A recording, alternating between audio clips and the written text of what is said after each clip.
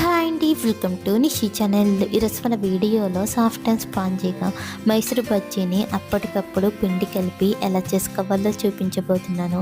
అలాగే దీనిలోకి మంచి రుచిగా పల్లీ చట్నీని కూడా చూపించబోతున్నాను. ఇలా మనం పిండి కలిపి అప్పటికప్పుడు బజ్జీలు చేసినా సరే ఈ బజ్జీలు మంచి షేప్లో రౌండ్గా, అలాగే లోపల పిండి కింద గట్టిగా లేకుండా స్పాంజ్గా చాలా టేస్టీగా వస్తాయి.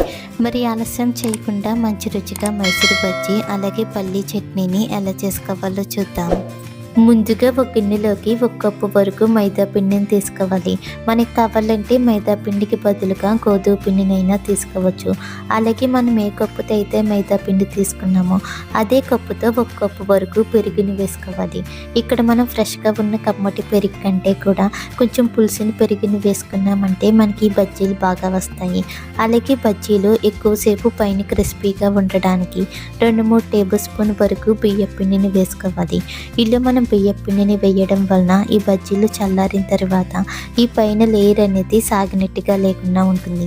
అలాగే రుచికి సరిపడా ఉప్పుని కూడా వేసుకుని 1/2 టేబుల్ స్పూన్ వరకు వంట సోడాని కూడా వేసుకోవాలి. ఇలా అన్నీ వేసిన తర్వాత పిండి మొత్తం కలిసేలా బాగా కలుపుకోవాలి. అవసరమైతే కొద్దిగా నీళ్ళని వేసుకుంటూ పిండిని మరీ పలుచగా కాకుండా కొంచెం గట్టిగా కలుపుకోవాలి.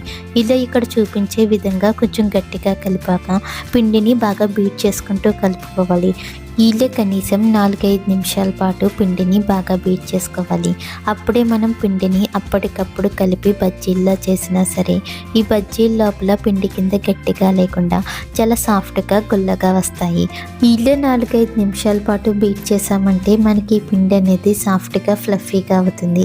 అలాగే మనకి ఈ పిండి కంటెన్సీ అనేది ఇలా బజ్జీలు వేసుకునే విధంగా సెమీ థిక్నెస్గా ఉండాలి.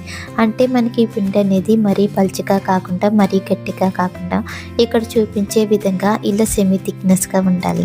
ఇలా ఇక్కడ చూపించే విధంగా పిండిని కలిపాక ఇప్పుడు ఇందులోని 1 టేబుల్ స్పూన్ వరకు సన్నగా తరిగిన పచ్చిమిరపకాయ ముక్కల్ని వేసుకుని అలాగే 1 టేబుల్ స్పూన్ వరకు చిన్న ముక్కలుగా కట్ చేసిన అల్లం ముక్కల్ని వేసుకోవాలి. ఇప్పుడు ఇందులోనే 1 టేబుల్ స్పూన్ వరకు జీలకర్రని కూడా వేసుకుని అలాగే సన్నగా తరిగిన కొద్దిగా కరివేపాకుని కూడా వేసుకుని ఒకసారి మొత్తం కలిసేలా కలుపుకోవాలి. మనం ముందే పిండిని బాగా బీట్ చేసాం కాబట్టి ఇప్పుడు మరీ ఎక్కువసేపు కలపాల్సిన అవసరం లేదు. ఇలా ఒకసారి పిండి మొత్తం కూడా కలిపాక మూత పెట్టి 20-30 నిమిషాల పాటు ఈ పిండిని నానబెట్టుకోవాలి. మనకి టైం ఉంటే కనుక 1-2 గంటల వరకు నానబెట్టుకోవచ్చు. లేదా ముందు రోజు నైటే పిండిని కలుపుకుని నెక్స్ట్ డే మార్నింగ్న బజ్జీల్లో అయినా చేసుకోవచ్చు. కానీ ఇక్కడ నేను అప్పటికప్పుడు పిండిని కలిపి బజ్జీల్లో అయితే చేస్తున్నాను. ఇప్పుడు చట్నీ చేసేంత వరకు ఇలా కవర్ చేసి ఈ పిండిని రెడీగా పక్కన పెట్టుకోవాలి. ఇప్పుడు స్టవ్ ఆన్ చేసి ప్యాన్లోకి 1-2 టేబుల్ స్పూన్ వరకు ఆయిల్ వేసుకోవాలి. ఆయిల్ వేడెక్కిన తర్వాత 1 కప్పు వరకు వేరుశనగుల్ని వేసుకుని మంటను లో ఫ్లేమ్లో పెట్టి త్వరగా ఫ్రై చేసుకోవాలి.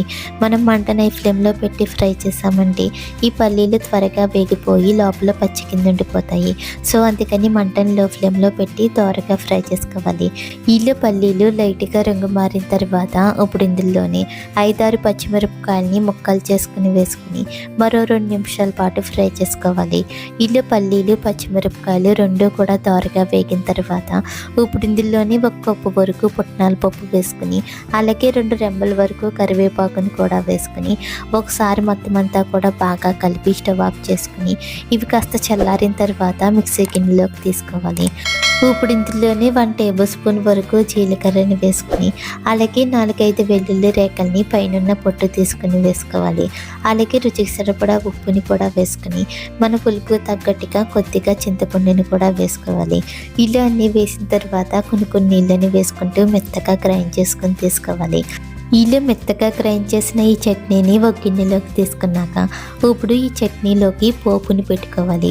జీలకర్ర, ఆవాలు, శనగపప్పు, ఎండుమిర్చి, కరివేపాకు వేసుకుని అలాగే కొద్దిగా ఇంగువని కూడా వేసుకుని దోరగా ఫ్రై చేసి ఇలా చట్నీలో వేసి కలిపామంటే కమ్మగా పల్లీ చట్నీ అయితే రెడీ అయిపోతుంది. ఇలా మనం చాలా తక్కువ టైంలోనే ఈ పల్లీ చట్నీని అయితే చేసుకోవచ్చు. ఇలా తాలింపు పెట్టిన ఈ చట్నీని రెడీగా పక్కన పెట్టుకుని ఇప్పుడు మనం ముందుగా కలుపుకున్న బజ్జీ బజ్జీ పిండిని తీసుకోవాలి. మనం ముందే పిండిని బాగా కలిపాం కాబట్టి ఇప్పుడు ఇంకా కలపాల్సిన అవసరం లేదు. డైరెక్ట్గా బజ్జీల్లో అయితే వేసేసుకోవచ్చు. ఇప్పుడు స్టవ్ పైన డీప్ ఫ్రైకి సరిపడగా ఆయిల్ వేసుకుని బాగా వేడి చేసుకోవాలి. ఆయిల్ బాగా వేడెక్కిన తర్వాత చేతికి నీళ్లు తడించేసుకుని ఇలా పిండిని ఒక పక్క నుంచి తీసుకుంటూ బజ్జీల్లో వేసుకోవాలి. ఇలా ప్యాన్కి సరిపడగా బజ్జీల్లో వేసిన తర్వాత ఇప్పుడు మంటని మీడియం ఫ్లేమ్లో పెట్టి స్లోగా అటు ఇటు టర్న్ చేస్తూ లైట్గా గోల్డెన్ షేడ్ వచ్చేంత వరకు బాగా ఫ్రై చేసుకోవాలి. మనం మంటని హై ఫ్లేమ్లో పెట్టి ఫ్రై చేసామంటే ఈ బజ్జీలు త్వరగా కలర్ మారిపోయి లోపల పిండి కింద ఉండిపోతుంది. సో అందుకని మంటని మీడియం ఫ్లేమ్లో పెట్టి స్లోగా అటు ఇటు టర్న్ చేస్తూ లైట్గా గోల్డెన్ షేడ్ వచ్చేంత వరకు బాగా ఫ్రై చేసుకోవాలి. వీళ్ళు బజ్జీలు మంచి కలర్ వచ్చిన తర్వాత ఆయిల్ను సెపరేట్ చేసి ఒక ప్లేట్లోకి తీసుకోవాలి. ఇలాగే మనం కలుపుకున్న పిండిని అంతా కూడా బజ్జీల్లో ఫ్రై చేసుకుని తీసుకోవాలి. అంతే, సూపర్ టేస్టీగా మైసూర్ బజ్జీ అలాగే పల్లీ చట్నీ అయితే రెడీ అయిపోయింది. ఇలా మనం అప్పటికప్పుడు ఇన్స్టెంట్గా పిండిని కలిపి మంచి రుచిగా బజ్జీలను అయితే చేసుకోవచ్చు. మీరు కూడా ఒకసారి ఇలా చేసి చూడండి. మరిన్ని టేస్టీ రెసిపీస్ కోసం మా నిషి ఛానల్ని లైక్ చేయండి, షేర్ చేయండి, సబ్స్క్రైబ్ చేసి పక్కనే ఉన్న బెల్ బటన్ని క్లిక్ చేయండి. Thank you for watching.